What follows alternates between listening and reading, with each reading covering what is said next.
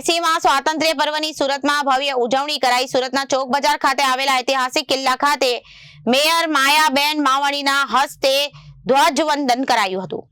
80માં સ્વાતંત્ર્ય પર્વની સુરતમાં ભવ્ય ઉજવણી કરાઈ। સુરતના ચોક બજાર ખાતે આવેલ ઐતિહાસિક કિલ્લા ખાતે મેયર માયાબેન માવાણીના હસ્તે ધ્વજવંદન કરાયું। સુરત મનપા દ્વારા આ વખતે સેન્ટ્રલ ઝોન વિસ્તારમાં ધ્વજવંદન કાર્યક્રમ યોજાયો હતો, જેમાં વિશેષ સિદ્ધિ પ્રાપ્ત થયેલા મહાનુભાવોને પ્રમાણપત્રો એનાયત કરાયા, જ્યારે ફાયરના જવાનોને શિલ્ડ આપી સન્માન કરાયું હતું।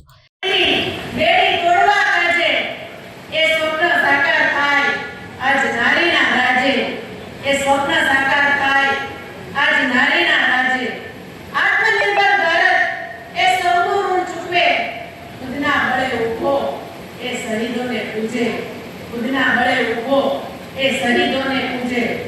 સન 1947માં 15મી ઓગસ્ટના દિવસે ભારતના સુવર્ણ ઇતિહાસમાં અંકિત થઈ ગયો હતો, ત્યારે ભારત બ્રિટિશ શાસનની આઝાદી મળી હતી।